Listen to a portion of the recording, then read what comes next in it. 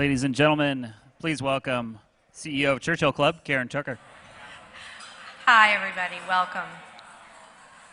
My name is Karen Tucker, and I'm CEO of the Churchill Club. Our program tonight is called The Privacy Gap. Each year, we are proud to work with our program partner and sponsor of this event, the Microsoft Trustworthy Computing Group, to present a new discussion in support of Data Privacy Day, which in and of itself is about making people and groups aware of privacy and data protection matters of import. This happens every January 28th. And each year, the Trustworthy Computing Group commissions research to better understand people's online privacy perceptions and expectations. And this important work gives us insight into the most up-to-the-minute way to frame the discussion most appropriately.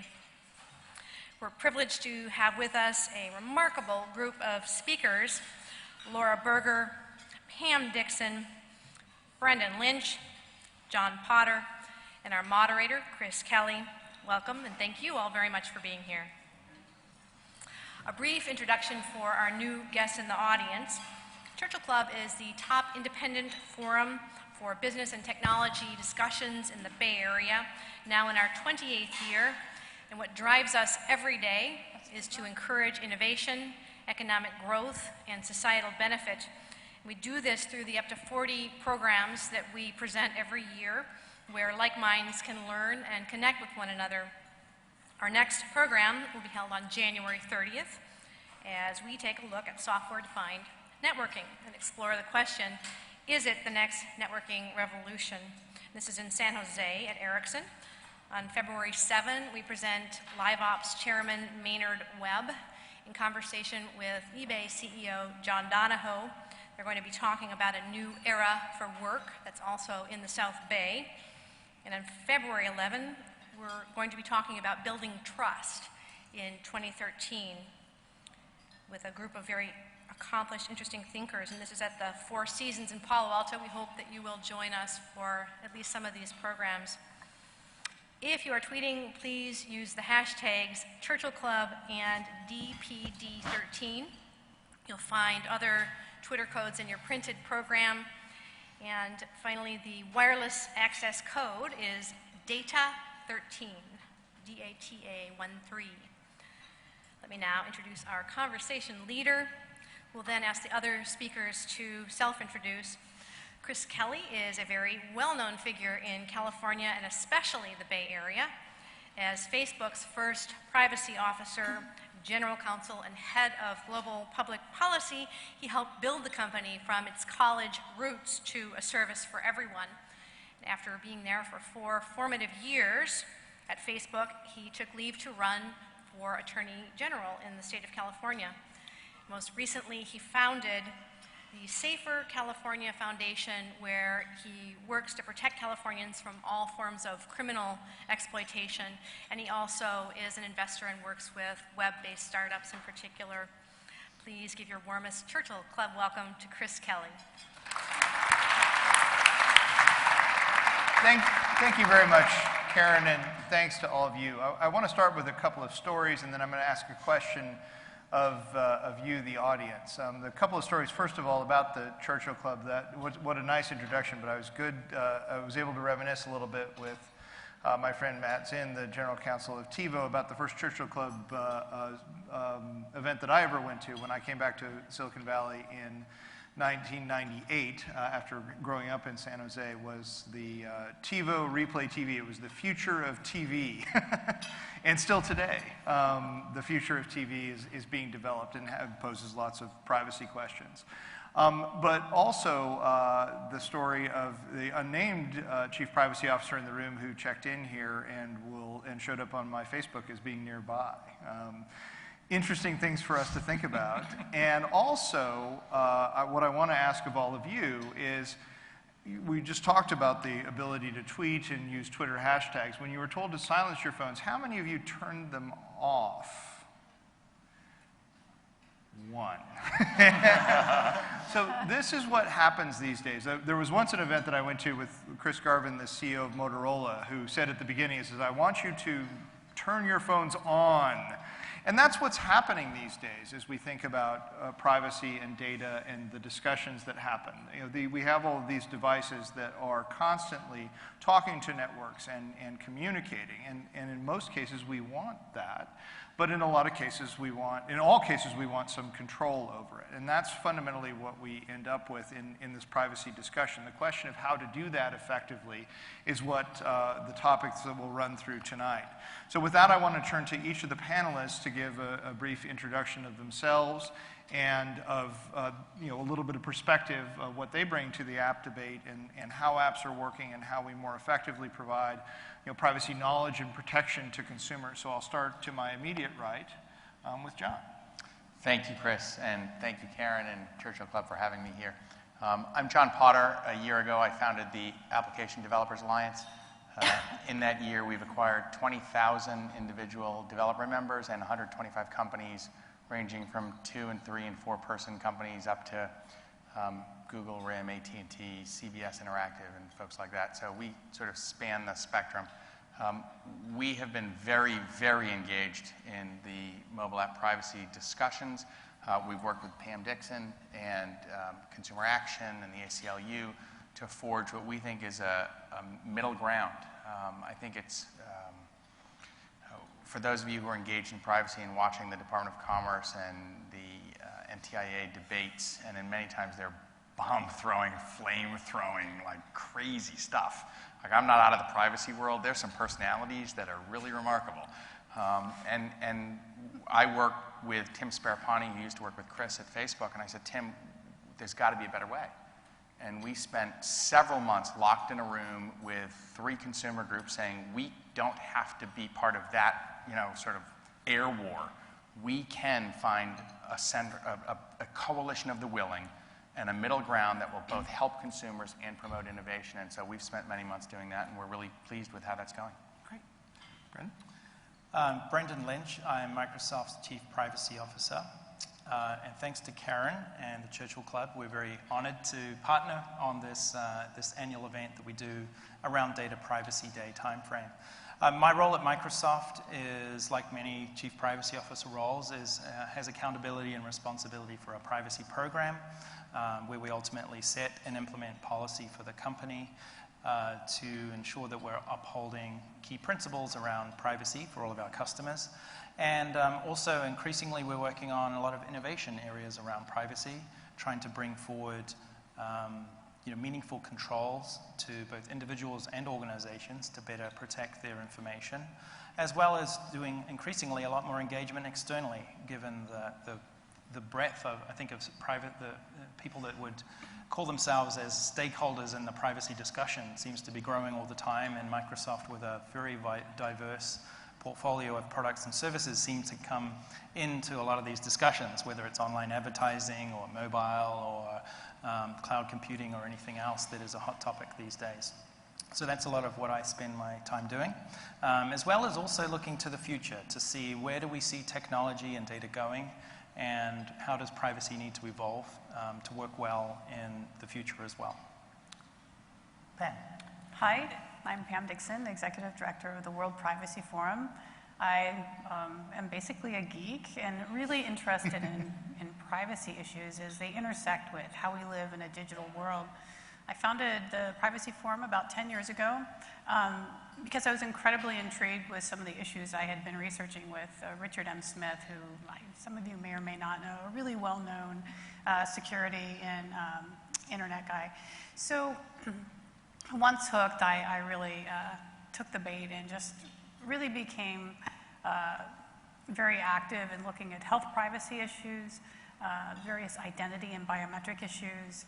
And of course, this mobile application issue has been some of the work that I've ended up doing quite a lot.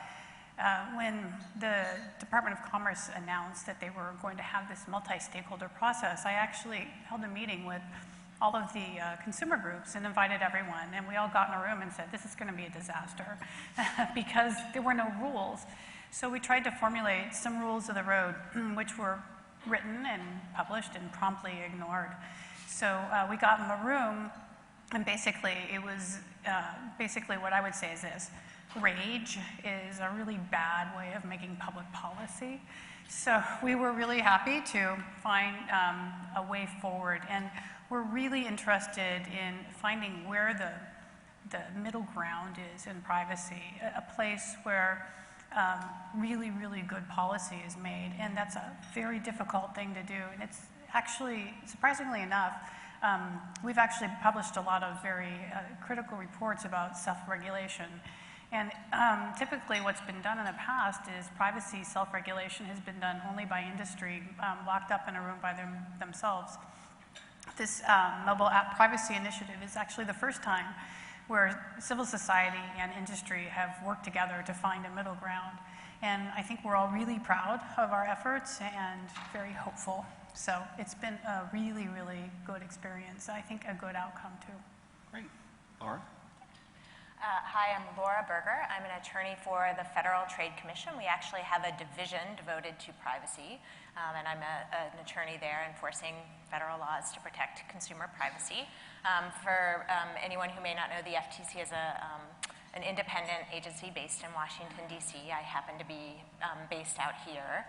And you'll probably hear me talk about a number of different areas of our work that relate to privacy, maybe 4 things in particular. So we do quite a bit of, and these are not at all in order of importance, these are all important parts of what we do, but we do education and outreach to businesses. So we recently developed a guide for mobile app developers called Marketing Your Mobile App, Get It Right from the Start. We also do law enforcement, and I'm sure we will touch on a number of things that we've done relating to the practices of mobile apps and other online types of companies. We do some rulemaking, obviously where we have authority. We cannot just up and make a rule. Congress has to tell us that we can make a rule, but we recently in that area revised our Children's Online Privacy Protection Act rule, the COPPA rule, and the revised rule will take effect this summer. And lastly, of course, we also have been involved in the policy area as well. We had a guide for businesses and lawmakers, a privacy framework that we finalized in March after a series of roundtables and a proposal that had very widespread participation. Another recent example in our kind of policy making and debate fostering role, we have a mobile tech unit that has done a couple of very illuminating reports on the privacy practices of kids' apps that you might have read about, and I hope we have a chance to discuss these things more. So thank you to the Churchill Club for hosting this. Well, I mean, this is a fantastic panel. I want to start with the notion that for this panel at least, there may be a broad range of agreement about consumer empowerment and knowledge, and that being the object. The hard problem for this panel, and again, then there are some folks who do think that snarfing up a bunch of user data is an acceptable business practice and the way to go. I wouldn't characterize anybody up here like that. The question is how to effectively go about this. So how do we move forward in a number of ways? And John, I know that you've got a model that's being worked on at this point. So why don't we start there? Sure, thank you. Let me start by saying I'm not a privacy guy. I'm not a CPO. I've done a lot of other things, but the last year has been my first year of playing the privacy game, and it's been fascinating in many ways. I am a huge believer in consumer choice and letting consumers make their own choices and having them be informed choices, which is why one of the reasons we embraced the Department of Commerce NTIA process about mobile app transparency. I also think there's the whole idea of privacy is a quirky word. We have surveyed consumers, and well over 60%, closer to 70%, are very comfortable sharing their data. It's not about, or giving their data to their app, to the website, to whomever they're doing business with, right? They have a relationship. And in fact, we think a big issue, which is not really on this agenda, is about data breaches as opposed to data collection. So the issues are, what are you collecting? What are you doing with it? Who are you sharing it with? And then, by the way, have you had any breaches lately? And what's the downfall of that? So I'm going to take the extreme position for a minute and say that I personally would take the position that if I say to a consumer, I am collecting every single piece of information about you, your birth date, your social security number, your children's names, whatever, but I'm telling you this up front, and you choose, smartly or not, to continue to use my app, that's an educated, informed choice, and consumers have the right to make that choice. I think there are some in the community, in the stakeholder community, that don't believe that. And that's where, one day Pam and I may disagree, or some of the consumer groups and we may disagree. But I'm a huge believer in effective communication about what we're collecting, who we're sharing it with, and then we get into sort of, can you actually effectively and efficiently say why it's being shared and what's being done with it, and that's a harder issue. So I would just say, as a starting point, if we can inform consumers efficiently, we're collecting your precise location, your birth date, your gender, little stuff like that, and they feel like, oh, they know, okay, now that I know, I can make a choice. That's a huge step forward, I think, from where regulators and consumers and stakeholders generally feel like we've been. So Pam, that sounds eminently reasonable. What are the problems with it? What does it miss? How do we further that discussion? Yeah. Okay, so And I say that Thank saying you that, so much. knowing that there are some problems with it. I like smart people. I think that discussion only does good, and I think that, okay, so one of, I think, my biggest tasks is to reimagine privacy in this modern era, because although I may have started many years ago with the idea that analog privacy could somehow be transferred to a digital era, I was incorrect. And I have realized that just over and over again. So I think of privacy in this way, and I think this will somewhat address some of your comments and just kind of add to it, and definitely address what you asked. Okay, so I think of privacy as a continuum. Privacy is not an either or, and I think it's a real mistake to think of it that way. Either you have privacy or you don't is really kind of an old way of thinking about privacy. It doesn't quite work in a digital era, so I prefer to think of it as a continuum. So there are building blocks of privacy, there are nuances, there are stages, and there are gradations. And I think it's really important to determine what's important, what's really important. A good example of this is, for example, the difference between facial detection technology and facial recognition technology. In facial detection technology used in, for example, supermarkets, you're not storing images of people, and it's not being used for anything. In facial recognition technology, it can be used for all sorts of mischief, and it's a whole different ballgame. So it's a different continuum. The other thing I would say is that beyond privacy being a continuum, I think it's about a new definition of privacy. In the past, privacy has been thought of as a way to keep a secret or to avoid a harm. And I think that these definitions are a subset of privacy, but a better way to think of privacy in this era is to think of privacy as control. How can we shape our digital destiny? How can we shape the information that we know is percolating, that we've either created or touched or in some way relates to us? And that's a really different way of looking at things. So control is also very important. And then a third area I would bring out is convenience. In so much of my work, I have encountered this idea on the innovation side that privacy is a bummer. It is just awful. Privacy is the thing that gets in the way of us doing what we want to do. And if people innovate with that idea in mind, the way that percolates down to the consumer is that the consumer ends up with a product that's enormously inconvenient and kind of a bummer for them to use. So it's like just wrong all the way around. And I think the way to get around that is to do the above 2 points, which is, okay, privacy is a continuum. We don't need to do it all or nothing, not all at once. privacy is about control and not about, making everything completely secret, and also making sure that there are certain, rights and parameters.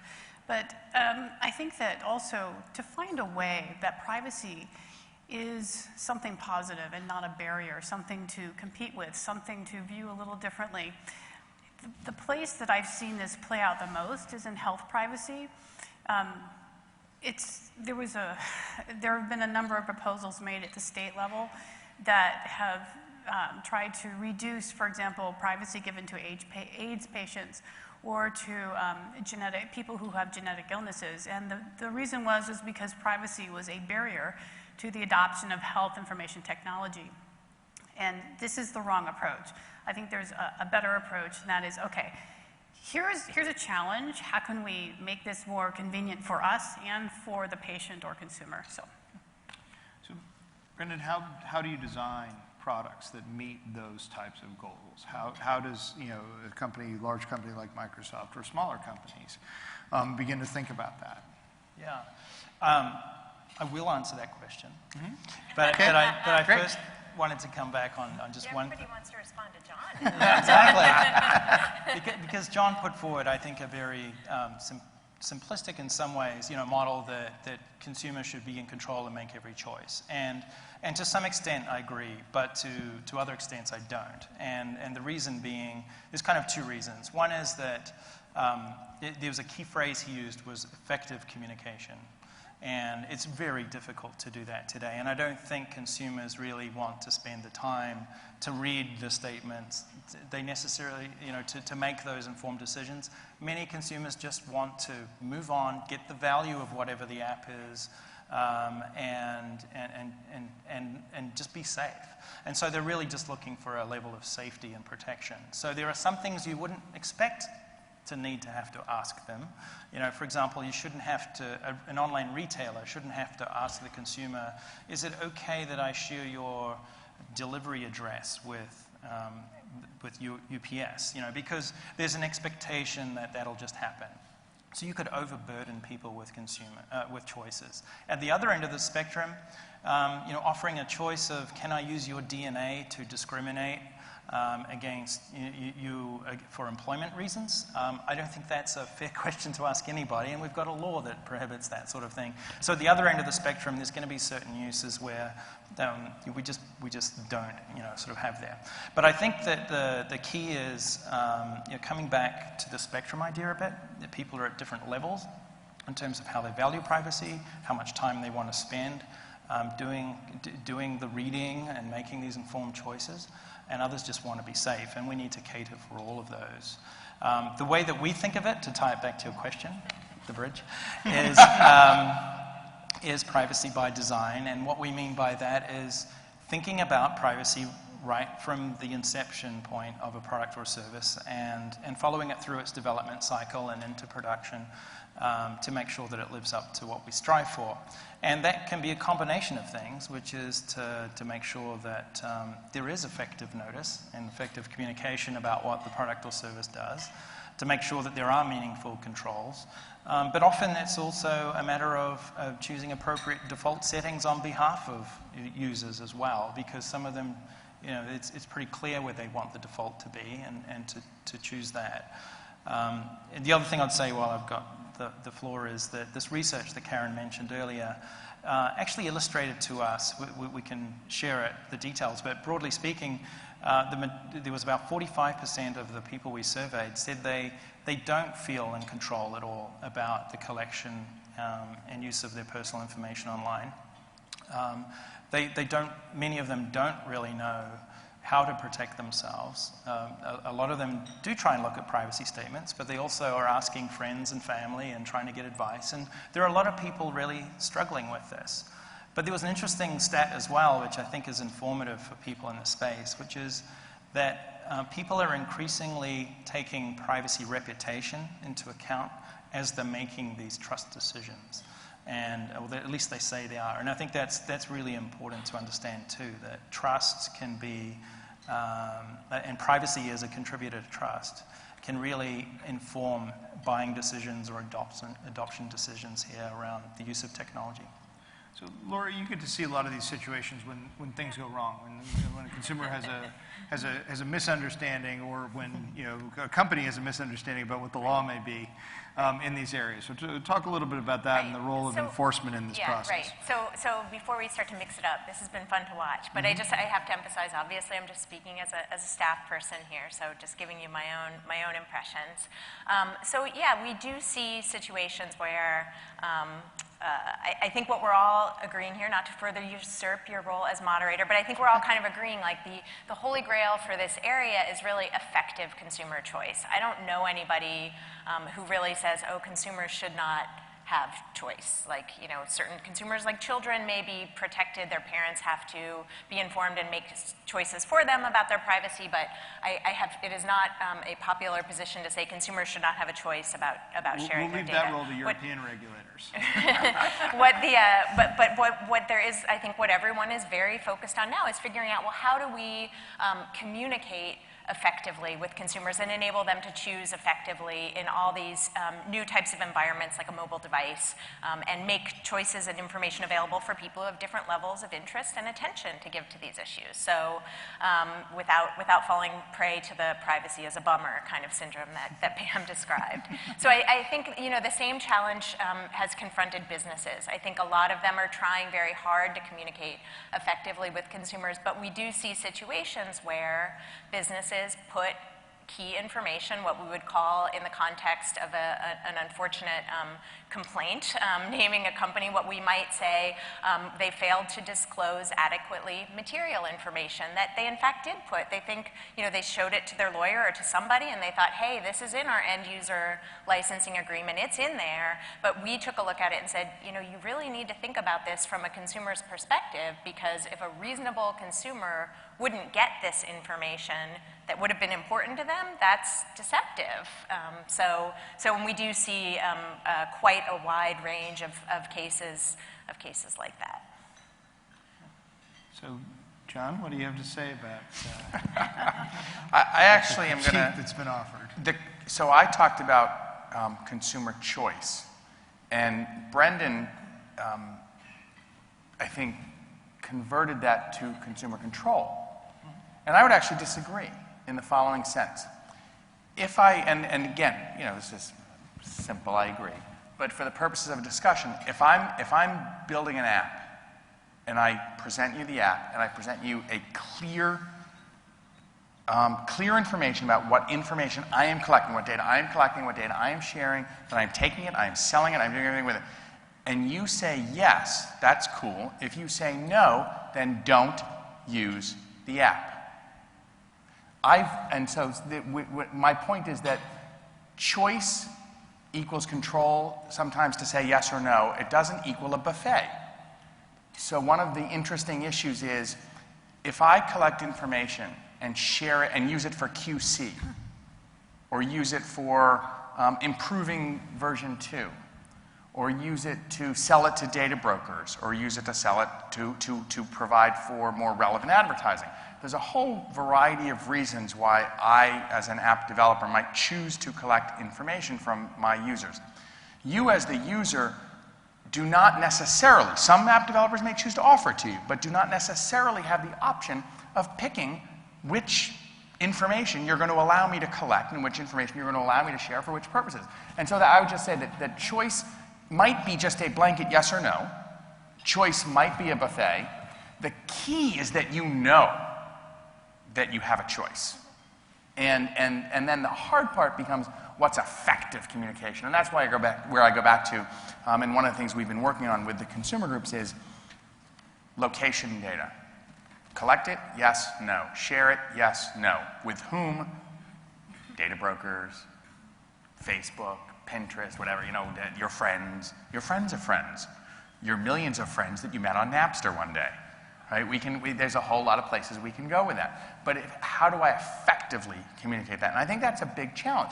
And I think we all agree, probably everybody up here, and probably everybody in the audience, that 12,000-word privacy policies are not effective. We now have a California law that requires privacy policies. Does that law help consumers? No. And I would say that to... I got it. I got it. It doesn't... Okay, it helps the one consumer out of 10,000 that reads the policy and understands I mean, it. a company, many times what I see, and what we see looking at cases, is companies did not do an inventory. They do not know what their privacy practices are. And I think a privacy policy gives a company an effective opportunity that they should welcome to figure out exactly what they do with information, what they collect, and what they do with it. So, you know, it may not be the sole or most effective tool for your average consumer, but it's an important step for a company to figure out what they're doing. And my point was not about, is it good to have an internal process where you actually know what data you're collecting? Is it good to actually find a way to convey it? Which does benefit consumers. Having a privacy, and like I said, I'm a lawyer, but I'm not a privacy lawyer, right? And I haven't practiced in quite some time. But 2,000, 4,000, 6,000, 8,000 risk manager lawyers are doing their jobs when they write privacy policy. And I would make the case that 98% of privacy policies are written by risk manager lawyers, not communications specialists who are masters of effective communication. And that's the gap that we're trying to bridge. And that's why the law forces the lawyers to write the policy. And we're now trying to figure out ways to communicate what's actually happening. I'd like to jump in on the point. I think communication is great. I think notice gets kind of a bad rap, but I think it's actually really important. I still think it's important. I think it's a building block of the fair information principles. I like it. If it's not there, it's a problem. If it's there, it gets reviled and mocked, which is fine. It's okay to mock notice. I've done it myself. But it needs to be there. Okay, so about choice. Okay, so this is another thing I have mocked before. The walkout opt-out. That was my favorite thing to mock. I think it was last year's FTC hearings. And okay, so you walk into a mall with a whole bunch of big box stores, and you go into a store and you see a sign that says, oh, by the way, we're taking your face print for facial recognition purposes, and oh, by the way, we're matching it. And we're data pending from census and from other sources, and we have your number. And oh, by the way, if you don't like it, you can leave. I don't think so. I think that... Or wear a mask. Right, wear a mask. That is not aesthetically pleasing. So, look, here's the deal. This is where we go back to gradation. I think we've got to figure out what's really important. What's important to focus on in terms of giving people rights to have control? Do we need to have control over every little bitty thing? No. And this is where I think, as privacy experts, we have to really look at this and go, okay, do we want to stuff ourselves at a buffet, or do we want to, be more reasonable in our choices? So we have to make hard choices about what we care about. And to do that, I think we have to really listen to what consumers are telling us that they care about. And it's a whole range of things. Things like what's in their contact list, what's in their, camera roll. They really care about this for a whole host of really good reasons. But we're living in an environment that's really turning into just an extraordinarily rich, sensor-rich environment. Everyone's got a camera. As soon as glasses come out with cameras on them, and I'm sure it's just a matter of time, it'll be really cool. I'm going to get a pair right away. It'll be really fun, and that's even more sensors. So we can't control that, right? So we can't opt out of everything. Given that we can't walk out of everything, what then is the policy choice, and what do we tell consumers to do? We can't walk out of our life. I hate that argument of, okay, just don't do it. I think that we should have our cake and eat it too. We should be able to have the technology and use it with some privacy controls and features. And this is where innovation is incredibly important. I think that really nifty tools can exist and be built into products that allow for this kind of innovation. When I hire contractors to do projects, I'm always intrigued by how they send me their social security numbers. It kind of tells me what kind of contractor they'll be. So on one end, I had a graphic artist. He called me, he said, 03. And then I got an email with 3 digits, and then another email sent like a couple days later with another couple digits. It was his SSN spaced out, and I'm like, okay. So then on the other side is one contractor sent me his SSN. I said, I need your information for tax purposes. He goes, oh, no problem. So he used share S, if you're familiar with that. When shares, it's share.es. And he sent it to me, and he said, oh, by the way, after you open it, it's going to self-destruct. So I opened his email, got his SSN. The email expired, and I thought, that's clever. That's the goal, I think. Having stuff like that really helps us meet these goals. Snapchat and Facebook Poke have stepped in that area. I will engage with a couple of personal observations from experience in this area that I think may help in some of the discussion. You're reaching back first to the 2001 discussion around the California privacy policy requirement bill. Dana Mitchell's in the audience here tonight, who was involved in that fight and discussion, and I was involved in that on the behalf of a variety of clients. The ability to have a bright line, is there a privacy policy or not, with a limited set of requirements in it, has some value. But I certainly take the point, and I think it's definitely true that merely having a risk-laden, risk-protective privacy policy is certainly not an evolved practice, and it's certainly not an effective one. That we have to translate that into a meaningful dialogue with consumers about privacy. But having that bright line of is there a privacy policy or not is quite good. And John, you talked about the breach notification bill, which was also a companion bill of that year, which was a very interesting set of discussions. I recall saying to Joe Samidian, who was pushing the bill particularly aggressively at the time, we were in discussion about it, and Deirdre Mulligan from CDT, and Jim's here tonight too, was very involved in those discussions. And I said to Joe, yeah, the industry, they might not fight you at the end of the day on the privacy policy requirement bill, but that's what they're going to fight you tooth and nail on. The financial services folks are going to be, go fight to the death, and you're probably not going to be able to get through. And then there was a security breach in the controller's office, which revealed all the legislators' social security numbers in their paychecks, and then it got passed pretty quickly. And so that's how you ended up with security breach legislation. But the other sort of major, I spent 4 years helping to craft the way that Facebook operated in terms of what I still think of as a privacy operating system. The ability to figure out with whom you're sharing at any given time. And it hasn't done it perfectly by any stretch of the imagination. The fact that a mass website would try to do that was a pretty major change.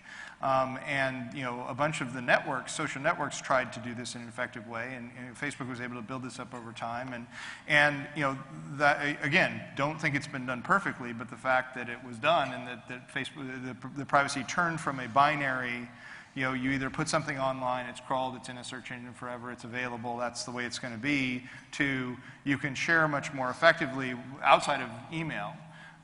With a defined group and have even a feed structure that's based on those privacy settings, I still think was a pretty radical innovation and ended up, I think, driving a lot of the success of the company. So that need, that desire on the part of consumers continues to be, very strong, and how that dialogue happens is a critical path for companies going forward. So that's just what I throw into the mix there.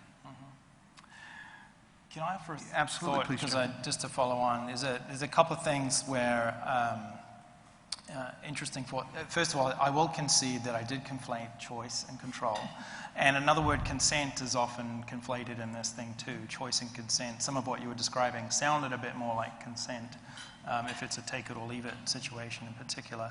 But there's another dimension that I think is really important here. We've kind of been, I think, alluding to situations where there is a direct relationship between the individual and the person collecting the information. And so there's some sort of user experience, whether it's an app, whether it's the retail store that you're walking into, whatever it may be. But there's a whole new class of data that's also rising fairly quickly, and Pam alluded to it. Sensor-driven data is one example. But there's also already on websites analytics going on behind the scenes. There's advertising going on behind the scenes, and there's data collection going on with all of these things. So there's a whole lot of data being collected where there's no meaningful user experience to even communicate directly. And if there was communication on all of that, it would be completely overwhelming to people, let alone reading the privacy statements of the first parties they go to.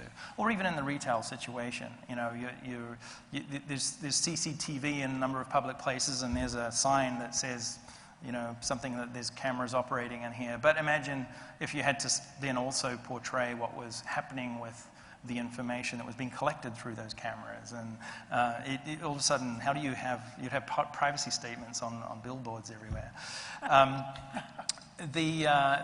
So that leads to, I think, when this notice and choice, notice and consent thing we've been talking about a little bit starts to break down, and particularly as we fast forward to the future, where the world of big data and a sensor-driven world, where we need to think differently about this. And I think there's a lot of promise, it seems, and there's a lot of people starting to talk about maybe we need to focus more on the use and determine what expected uses are. I alluded to some of this earlier. What prohibited uses might be, and what happens in the middle in terms of deciding with the right combination of legislation and self-regulation and company practices, better understanding what people's expectations are, and delivering sort of safe privacy experiences, if we could say that, without having to burden people with notice and choice. So I just sort of throw that out there as something that's relevant to this discussion too. Laura, you wanted to jump in? Yeah, I agree that privacy notices, this seems to be a point around which a lot of people are coalescing in their beliefs.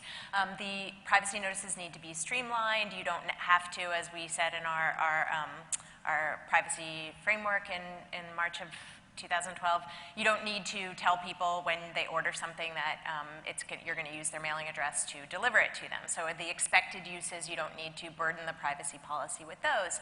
But I guess I don't agree with the idea that consumers cannot possibly digest information about basic third-party sharing, like sharing with ad networks or other third parties who happen to have a presence on a website that you visit. I actually think consumers would be very interested to know and understand about how they're tracked across different websites by these players. So,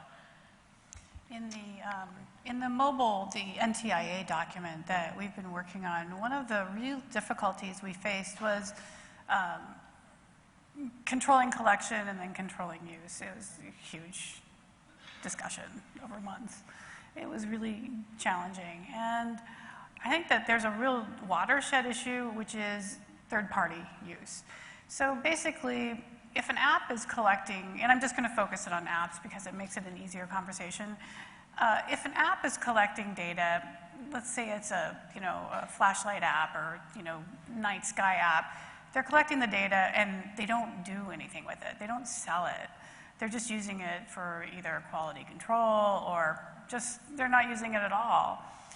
That's really a whole different thing on the continuum than an app that exists solely to collect data and shuffle it off to a data broker. And those apps exist, and that's a real problem. There's a lot of fitness apps right now, and when I was at the Consumer Electronics Show, I interviewed a whole bunch of them just to figure out what their APIs were and who they were sharing them with and kind of what they were doing with their data. And there were so many of these data apps that were just, totally open APIs. They were sharing their data with all these third parties. And I was asking, okay, how is this data de-identified? And some of them had pretty good procedures and some of them didn't. So that's really problematic when data is going to a third party. So it's, again, going back to that continuum. I don't think there's a perfect solution to controlling collection or controlling use. They're both really hard. But I'll tell you what, if something's going to a third party, I do think it's a watershed. And I don't know that the choice can be binary anymore. That walkout, opt-out, I think is really challenging if something's going to a data broker, because then you come into eligibility decisions. If you're going to be denied insurance or employability, all of a sudden people care a lot, and there's real consequences. So it's, again, continuum.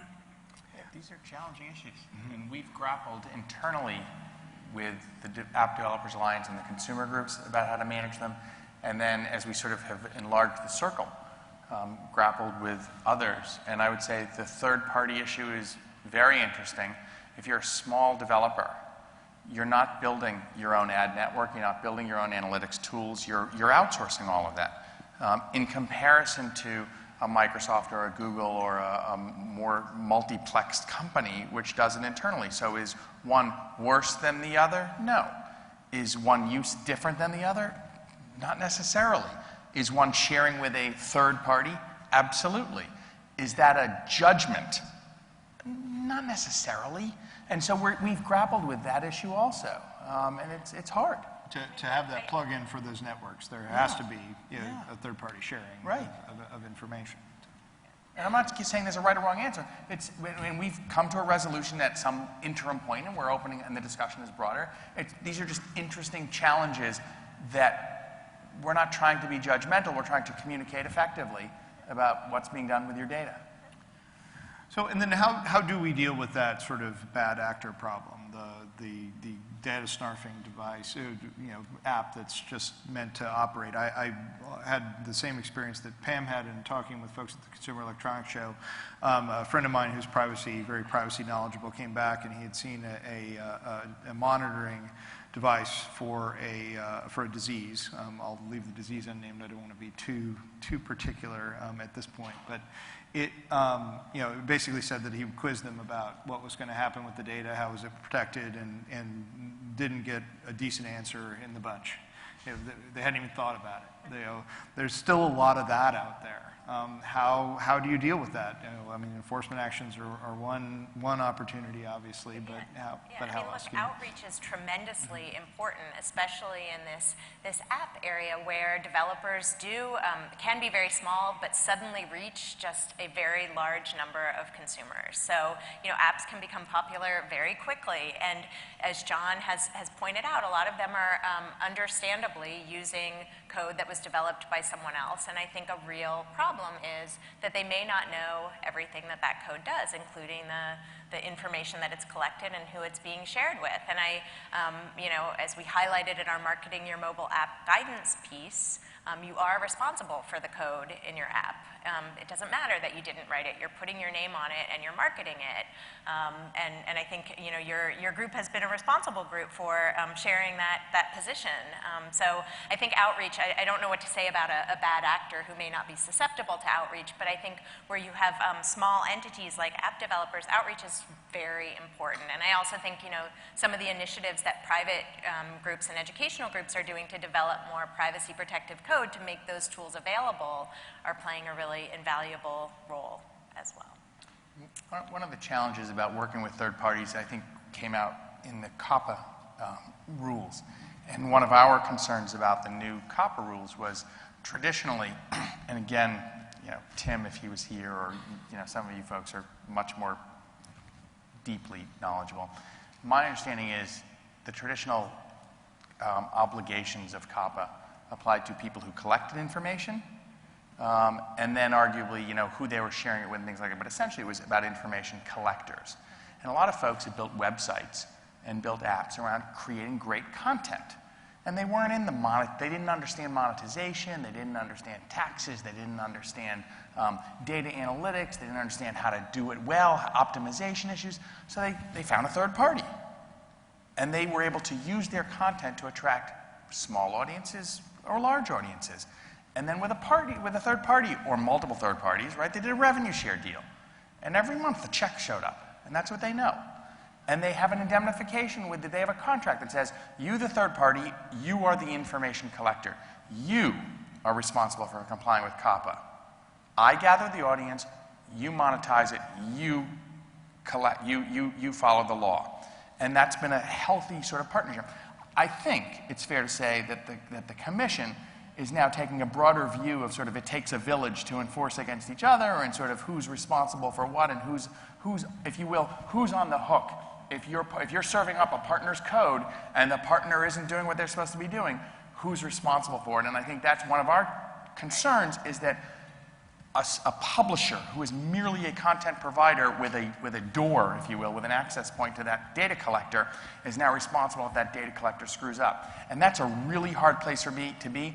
And I will tell you that we are very concerned that people who are in the business of creating really great content for kids and partnering on the monetization are now going to flee from the kids' business because they're going to be afraid if their partner screws up, they're on the hook.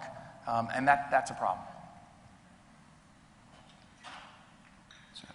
So Laura, how do we deal with So this? I think, and I'm not entirely sure, I was racking my brain, did I read your comment? And I am not sure that I did. I do not work directly on COPPA issues, but I do a lot of outreach recently to app developers, including kids app developers, and so I need to be very familiar with COPPA. But so, you know, one of the big issues with COPPA, and you can tell me if this speaks to what you're talking about, the revised rule will require a website that allows third parties like plugins to collect, so if it's a kids-directed site, and they allow third parties like a plugin, a button on the site to collect information from their visitors to their kid-directed site, they will be responsible if that sharing is not COPPA compliant. So for getting approval from a parent. Is that what you're talking about? Yeah, I mean, that's an example of a kind of, yeah, and I mean, I agree, it's a difficult thing. It could change the business operations between these parties from what they have been, but it appears to be, and if you read the preamble to the final rule, it appears to be what's needed to get the job done, which is, you know, making sure that parents get information and get a chance to consent when information is collected from a child. So, and you know, the person operating, the operator of the website is the person in the best position to carry out that legal requirement. And we are, right, Google is a member of ours, CBS Interactive is a member, we have a lot of big companies. I think these sorts of rules, which create an advantage for the big company as compared to the small. And that's unfortunate, I think, for innovation and frankly for America. Yeah, I mean, you know, where you're sharing with, you know, an affiliate or some bigger part of a large entity, I think, you know, we're going to look at things like that. We always do from the perspective of a consumer. So if the sharing exceeds what a reasonable consumer would expect it to be, there may be an issue under the law anyway. So great challenges in that area as well. So with that, I mean, we'd love to open it up to some questions from the audience and allow people to ask the panel and, you know, and let us continue what I think has been a healthy discussion so far with a number of different perspectives, but driving towards, I think, a fairly common goal here. So why don't we start over here? Thanks. The thing that bothers me as a user is on this side of the panel, I hear you telling me what you're going to do with my data, and on that side of the panel, I hear you telling me how you're going to protect me. Why aren't I ever asked? Where if you think about how a business works, your business, you've got a buyer and you've got a supplier. I'm your supplier. I'm supplying information. If I'm manufacturing a cog and my buyer wants to change the cog, I've got to talk to my supplier and talk about how I'm going to change that. Why do you never have a survey saying, you know, we're thinking about doing this in 6 months, and open up to a vote? If I vote on something, even if my choice isn't the one that's chosen, I feel as though I participated. And I think that could help with a lot of these discussions. I'm sorry, so the question is, could you perhaps explain the ecosystem between the end user of the data that's buying the data from you, your company, and how you view the user in that system? I'll take a stab at it. I'm not sure I'm completely answering it, but I think that you're posing the right question, which is how does the individual become a key part of the value chain here, and also a part of the decision process about what data is collected, how's it used. And I think we've talked about some of the potential pitfalls of over-notice and choice and all the rest of it. But what you seem to be alluding to as well is more research in some ways. And I think that you know, many companies, and certainly ours, when we're increasingly thinking about privacy as a feature, just like any other feature. And when you're building a feature, what do? You try and understand what you think, what the customers want. Sometimes that's surveys. Other times you're trying to anticipate what you think they want and deliver for that need. And so I think all of those things really do go into decision making about, for example, what uses might be appropriate or not appropriate, what controls people might want or not want, what settings they might want available to them, what default setting makes sense. And so I think some of that is happening, and I know it is. It may not be obvious to people because it's traditional research methods and it's only subsets of the population and all those good things. But I think it's a really interesting development that I've seen, particularly in our organization, of how the business groups who are building the software and services and devices are very much thinking of it more like a feature, like anything else. And on the law enforcement side of that, we are always looking for more information about how, so just looking at cases, we're always wanting to know how did consumers interpret this statement. Like before we allege in a complaint what a reasonable consumer would think a statement meant, we look for evidence, and among the very most valuable is, testing. Lots of times companies have done testing, and we very much want to see that. What did consumers that you showed this to think it meant? And we also use experts on our own testing to try to figure that out. And on the policy side, as equally, if not more so, we always are inviting researchers and others to present their work on how users interpret privacy policies and statements about privacy. So it's absolutely a very important part of what we do. Look, privacy is a feature, not a bug. And the kind of thing you allude to would be just terrific if it could be operationalized. The problem is I don't know how you operationalize that. I mean, some of the models that exist right now for privacy, I mean, there's the EU model, the Data Privacy Directive. That wouldn't flow with what you're saying. And then there's kind of the APEC model, which also wouldn't flow. There's really not a model out there that would really, kind of go along those lines. I think the closest thing that we have is a law that came out in 1974, the Fair Credit Reporting Act, which actually gives us the right to have a lot of interaction with people who hold data about us, namely credit bureaus. So that gives you a lot of interactivity on the back end, but not on the front end. That would be, I think, a really amazing thing to build in. I think that would be a really good area to try things. I know Facebook had an iteration of that. I was really sorry to see that they stopped that. That would definitely be an application of what you're talking about. And one of the things that's annoying in privacy is that something will happen, there will be this giant press blow up, and people will talk about privacy for a while, but then it will die down until the next Exxon Valdez of privacy or Chernobyl of privacy, right? But in the middle is just all of us living our daily life wanting some kind of control or, effectual tools. And you have just everyday companies who are not necessarily communicating or asking you those questions. If companies could begin to innovate and say, okay, let's just throw it out to users and ask the questions, I mean, that would be the answer. Don't wait for a focus group, ask people. But of course, the liability, all the people in the company who are doing compliance and risk management liability are going to be really worried about that. So I think that would have to be balanced, but I think it's a good idea. So next question. Sure, you have risk management, but the reason it's an issue is because there's a lot of money to be made by capturing and identifying personal information. And you understand in the advertising business, some of the social media companies are struggling with making the business model work. So as long as there's a profit incentive, people are going to try and get more granular information about individuals. That's just going to continue. And if the technology continues to be smarter and smarter and smarter. So this is going to be an escalating problem because there's money there.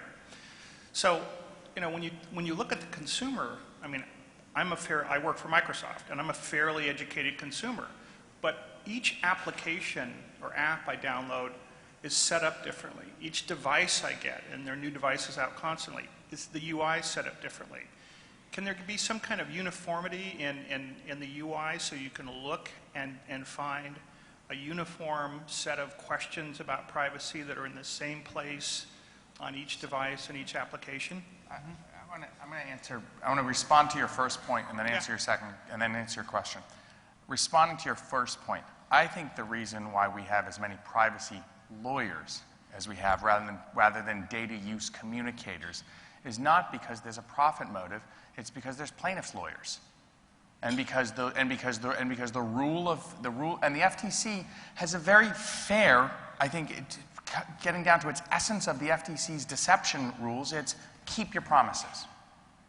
And if you make a promise that you're only collecting X, then just collect X. And I think that's fair. And the problem is some companies, good, bad, small, and different, right? The product, the coder communicating to the product manager, communicating to the guys writing the privacy policy, there's a slip up somewhere in there, and for whatever reason. And there's plaintiffs' lawyers who go out and pursue it. I think the profit motive is all good. The question is, how do we effectively communicate? And that takes us to your question, which I think is what we've been working on very hard, which is how to bridge the gap between the 12,000-word privacy policy and the don't tell them anything and pick all the defaults for them, which is, what data are you collecting? Location, facial recognition, birth date, transaction information, financial information. Now, my friends at Intuit, and they're members of ours, would probably take the position, if you ask them, do they really need to tell you that in QuickBooks they're collecting your financial information? And the answer is probably no. But what's the harm? It's one line. It's financial information. Yes, of course they're collecting it. And Microsoft Money, does that still exist? I'm sorry. No. Okay, they were collecting it too. And that's fine.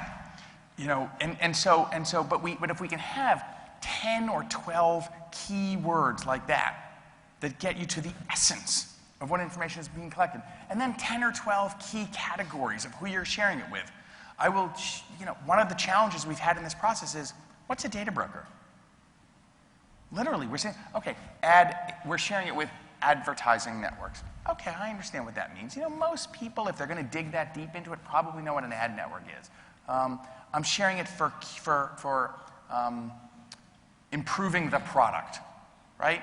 So that when the next version comes out, we can understand where people have been, and we're improving it. Everybody will understand what that means. What does data broker mean? And that's a challenge. But if we can pick 5, 10, 8, 12 pieces of information categories, 5, 8, 10, 12 pieces of who you're sharing it with, and standardize that. Not by law, hopefully it'll just happen because it happens because people are willing to do it, and they're not afraid to do it. They're not afraid that by doing that, they're going to be under-promising or over-promising. That's a big issue about when we go to implement this. That, I think, is exactly what we're trying to do, to simplify, to consolidate, to give it to them in words they understand, and to be done with it. I can absolutely answer your second question. That's what we wrote. And if it's right now, I would call on you to support the adoption of it, because that's where we are. The goal was to write something that allowed everyone to look at 100 different apps across platforms, across types of apps, and see the same quote-unquote nutritional label of information presented to them so they could make a comparison and a choice. And that's the model we built. That's what took almost a year to do. And that's what's before the NTIA right now. We welcome your support. So let me be devil's advocate for just a second. There have been efforts in this area before that have failed. Why have they failed, and why is this going to succeed? I have no idea why they failed. I'm new. This is the first time. This is really the first time that you don't have either consumers locked in a room by themselves or industry locked in a room by themselves. We had a very challenging process where we could actually discuss, mature adults, the problems, and really, really hash out some solutions. And I think that's what makes it different. I think that's a great answer. Can we have the next question, please? So I have an issue with not believing that all the data that I provide is my data. At Microsoft, an app developer, they take great pains to control the distribution and access of the information they provide, the apps themselves, right? And I don't see why they don't take the same attitude around ownership, around my data, such that if I give data to somebody, it's my data. And if I slapped a copyright on it and put redistribution licensing on it, then I would know and be required to know who is using that and why. And I would not perhaps allow them to copy it willy-nilly and let it out into the wild. So I think the question is, And so the question is, aren't corporations being hypocritical in that they guard their own bits, but not of the consumers that they collect data from? Have you made the deal? Right? If I tell you effectively, this is the data I'm collecting, and these are the folks I'm sharing it with, and you say, yes, cool, I download the app. My premise is that you have now, you understand, and you have agreed, and that is the deal for the free app. I don't agree. Because well, then don't download the app. Don't use it. Use a competitor. Pay for a different app that won't collect your data. So you're saying that it's not a possibility that you would respect my data with the same rights you expect me to respect yours with. But I think I just did. I respected your data when I told you what I was doing with it. Sorry, because you said that you would be able to share the data, and I claim that sharing that data has released it into the wild, and that you should not be allowed to share it. It should have the same DRM protections that your software does, such that when you get my data, you don't get to just spread it around to whoever can hack into it. Well, you got to talk to him about DRM. I don't know anything about that. I think there's a number of interesting aspects to the question. I think that a part of it that I'll take is sort of a question of how can technology play a role to protect or ensure that the rules associated with the data, and some of those rules might be legal requirements, some of them might be the privacy policy that you agreed to, it might be specific choices that you've exercised around the data.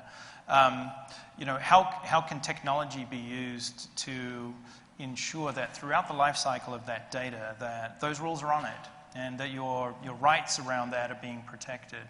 And I think that's actually a fertile ground for innovation. Because there is going to be so much information flowing around, and it's going to be hard to know what rules apply all the time. And I put that out as a challenge in some ways that this is a place for, I think, a lot of innovation. Good. I have to agree, because the other part of it is my information is valuable to some of the products, right?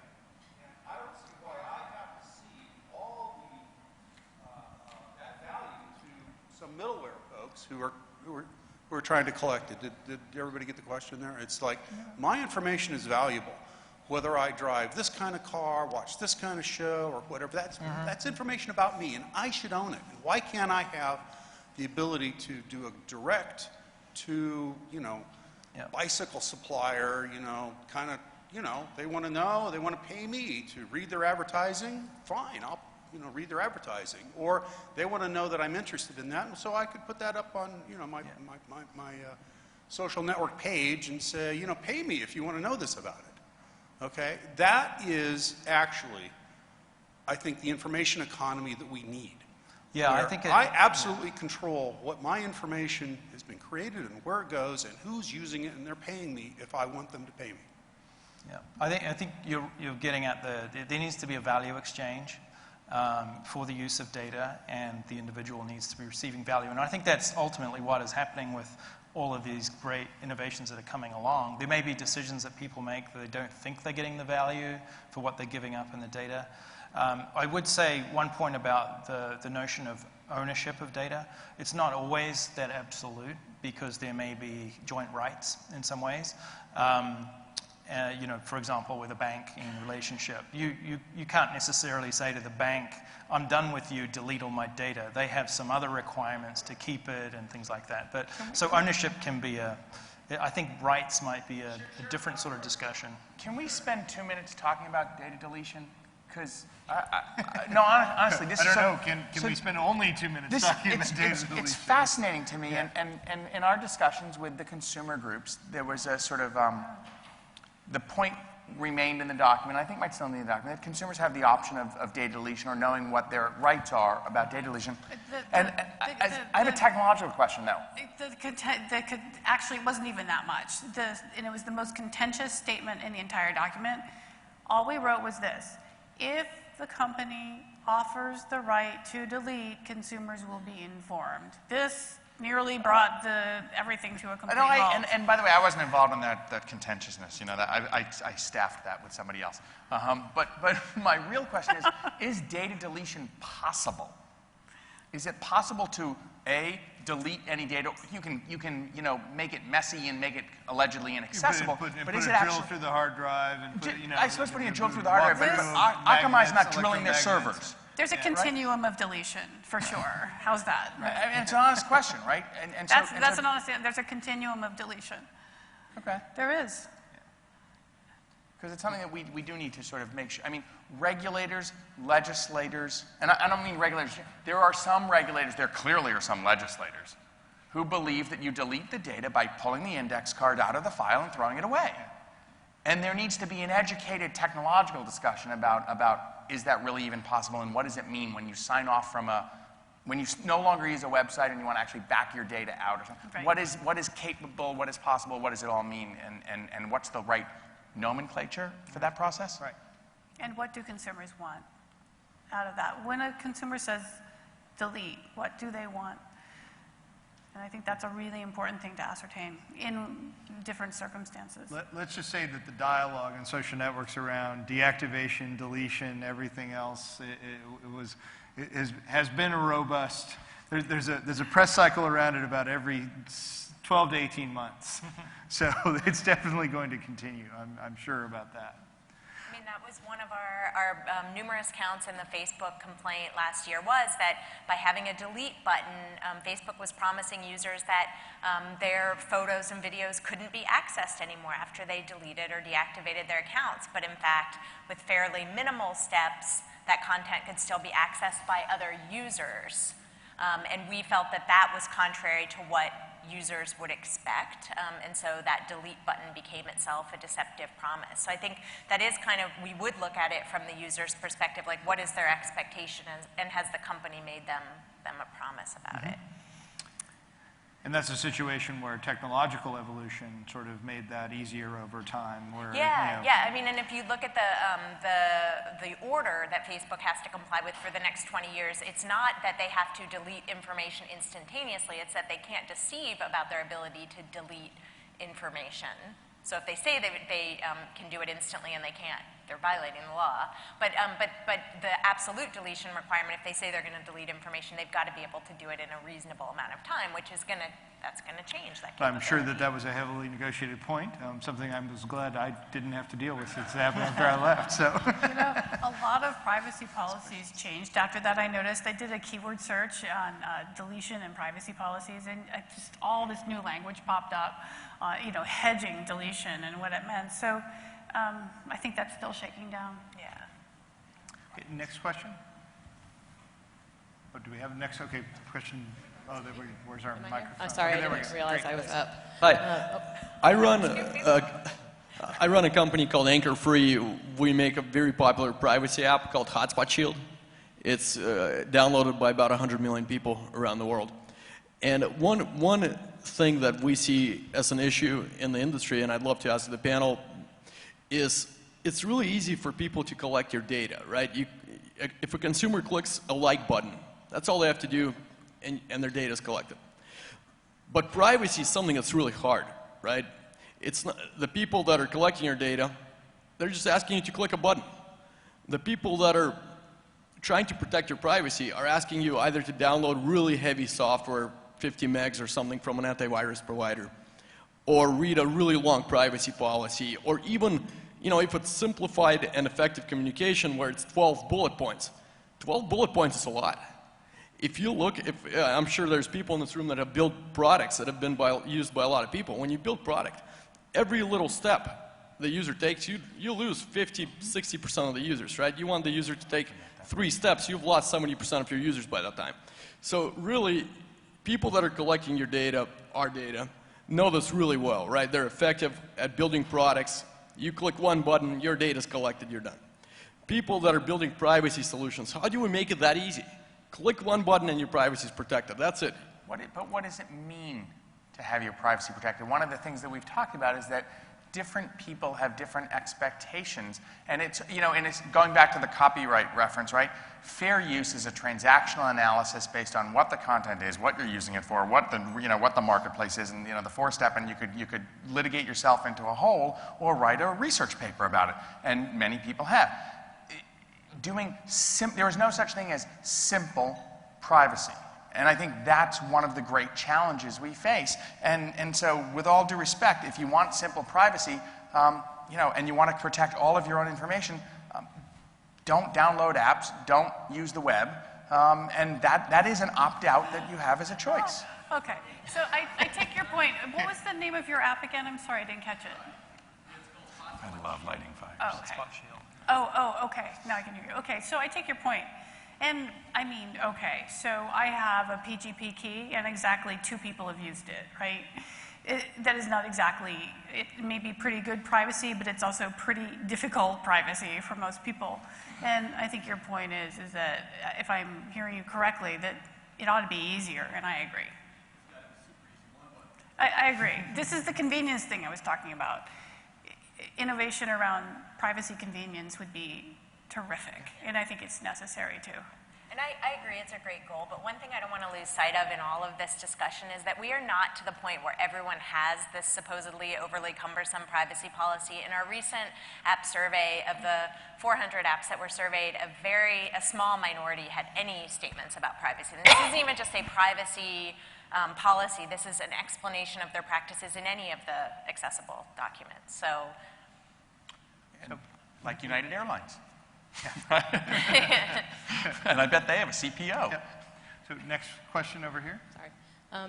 My name is Kashmir Hill. I cover privacy at Forbes. In a lot of these privacy discussions, we tend to assume the presence of a screen and a keyboard, and you have the opportunity to review a policy. But Pam started to get into this in terms of facial recognition and Google Glasses. Increasingly, with the Internet of Things and ubiquitous data collection, there's not going to be a screen that you interact with that you get to see and notice. So I'm just curious how you think how the system is going to evolve in terms of notifying people about data collection and asking them for their privacy choices. Is it going to be like the Terminator pop-up screen if it's in the glasses where you have to read down your options? right, I mean, yeah.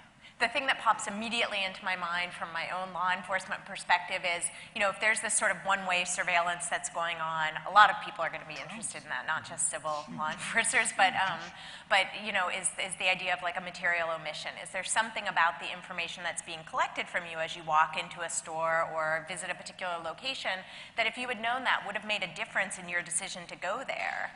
And if so, not telling you could be a deceptive omission, or it could be unfair to you if it's likely to cause or causes you harm that you couldn't avoid because you didn't know. If the mall puts smart dust on you and has a detection device in every store and records your track through the mall and doesn't disclose it, that would probably be seen as a deceptive practice by the FTC, I would guess. and we haven't even touched upon law enforcement and drones and civil liberties, and Jim Dempsey could probably and the EFF folks, and those guys could probably talk about that forever and ever. I was talking to the University of Washington. There's a technology and law clinic at the University of Washington Law School, and I always thought about that as sort of this stuff, right? Copyright, privacy policies, whatever. And he says, "Oh, we're talking to the mayor's office about how to help them do a drones information policy, information collection, and how long do you hang on to it for law enforcement reasons." So I think where I come from with that question is sort of what I was alluding to before, is that there's not always going to be a user interface, particularly as we move to things that are this tiny that are collecting data that are on our person, or cameras that could be on the street as we walk outside, that sort of thing. And I think it does lead us back to this discussion about appropriate use. Because it's really hard to kind of communicate the collections going on. There needs to be somewhere a place where people are transparent, who own and deploy these technologies, do have a privacy statement, somewhere they can go. But it's not necessarily that the individual is going to interact with that in the moment that data is being collected. So first of all, they need a place to go to find out what's really happening. But then I think it's going to be a matter of how do we, as a society, ultimately decide what's appropriate, what's not appropriate, and how do industry sectors who are bringing these technologies forward work together on, codes of conduct, if you like, and which take a lot into account what consumer expectations are for this, set a bar that's reasonable so that the technology can ultimately be successful because it's trusted, and go forward with that. And then there'll be other ways, I think, to educate to people as to what's happening. I mean, I'm not sure about the drones. That's a little bit more challenging.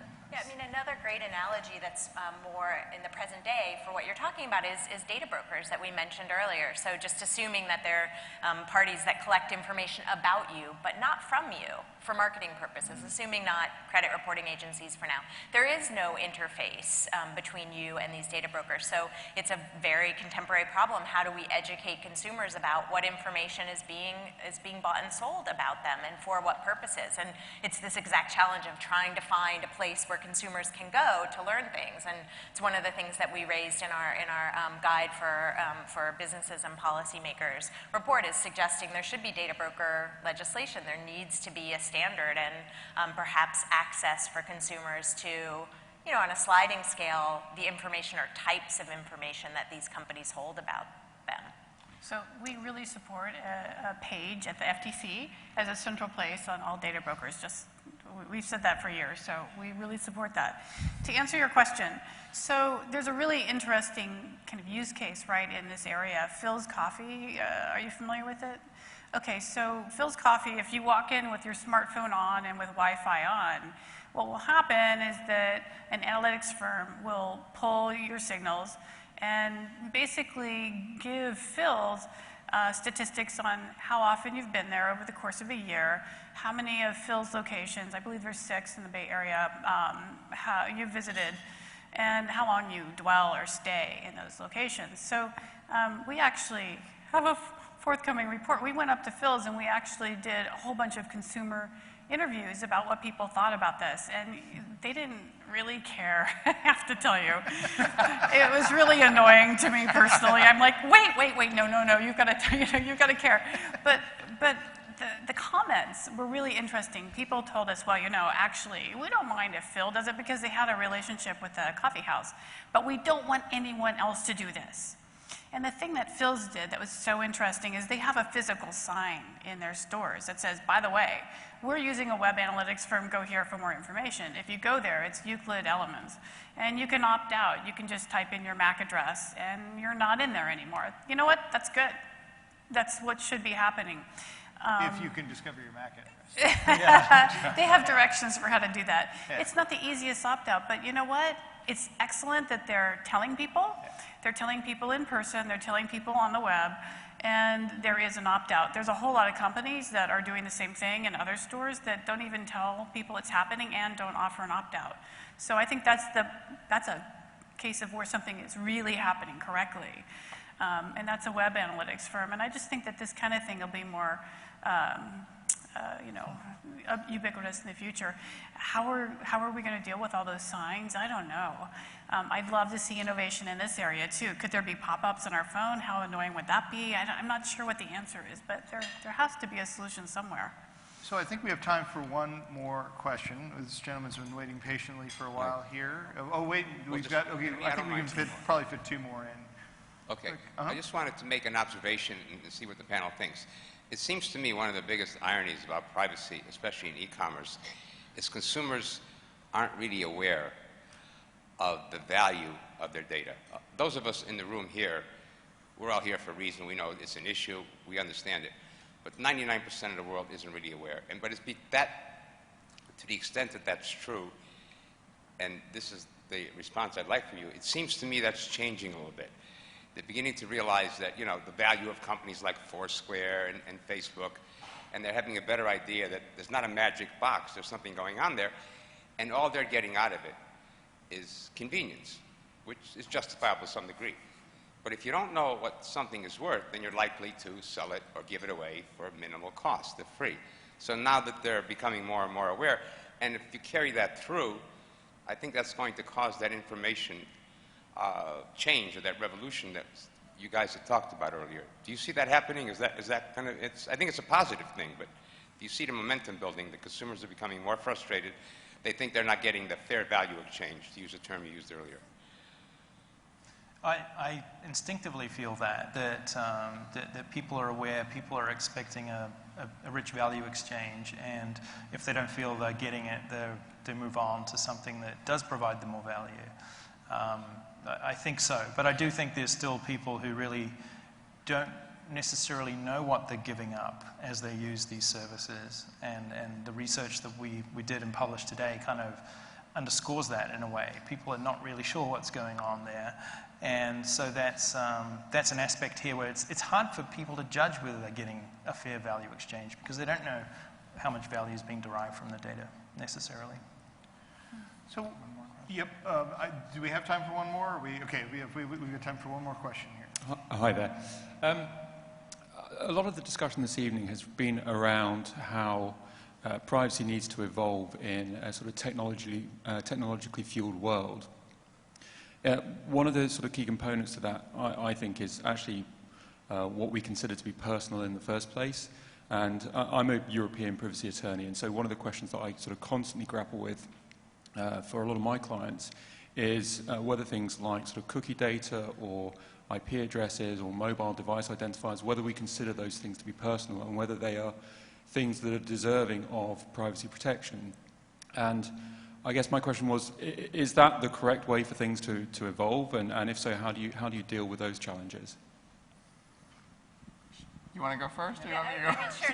The FTC said a number of things on this exact issue that, over time, as these values are used as a proxy for your name to build a profile of you over time, they have become functionally, personally identifiable information.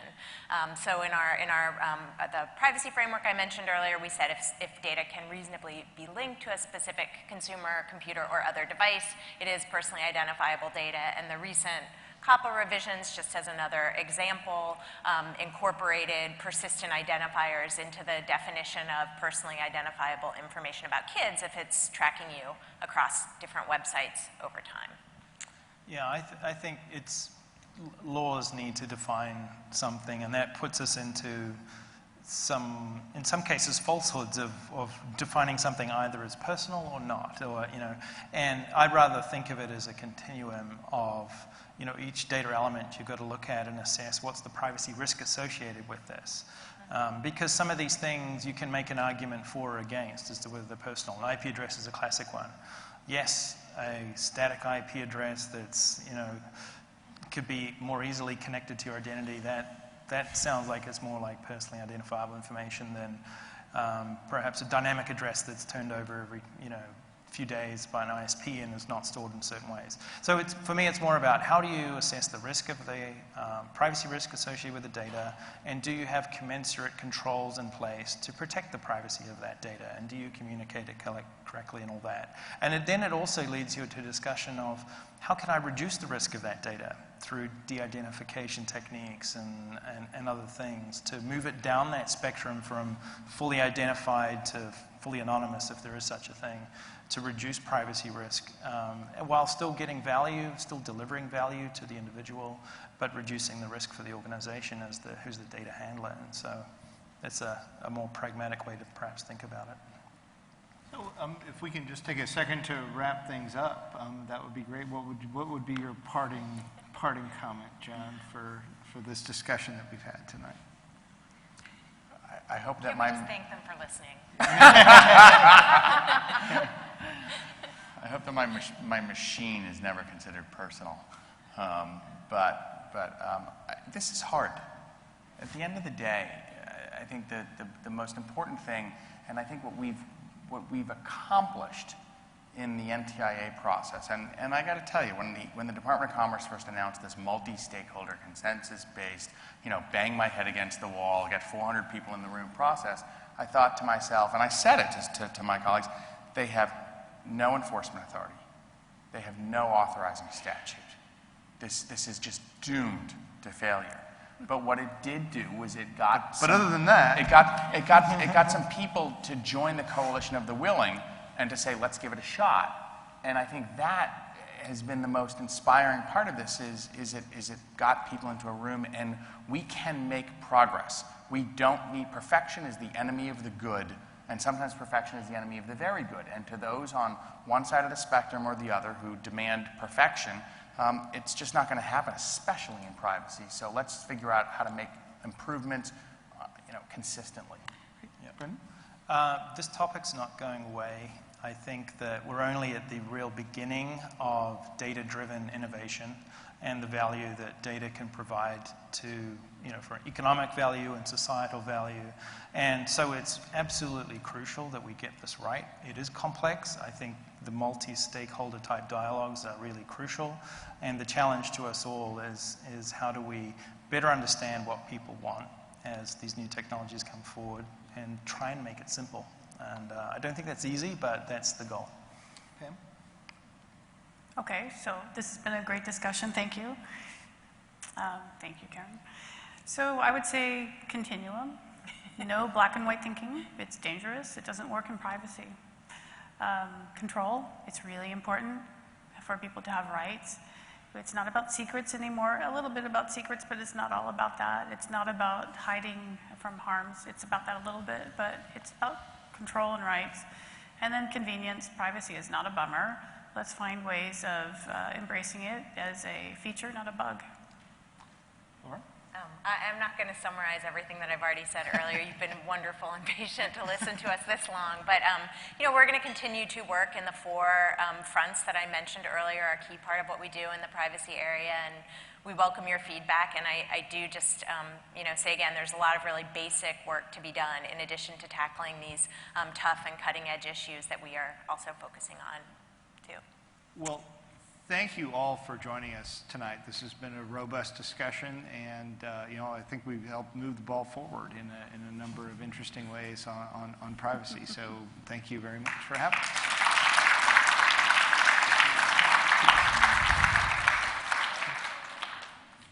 Karen, thank you. I'd like to thank all our speakers one more time for sharing their perspectives so candidly.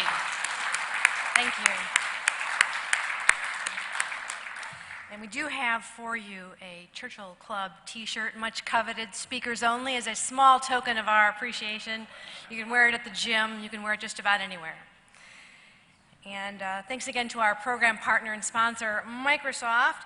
If you want more information about our topic tonight, or if you didn't get a chance to watch the video that was playing during the reception, Microsoft has put together a number of pieces, including a new video series called Privacy in Action, that can assist you perhaps as you think about the collection of personal data online. Just visit Microsoft.com/yourprivacy, Y-O-U-R, privacy. A recording of this program will be available within a day or so on the Churchill Club website as well as on the Microsoft site, and you'll probably find it other places as well. So you've been an amazing audience. Thank you so much. See you next time.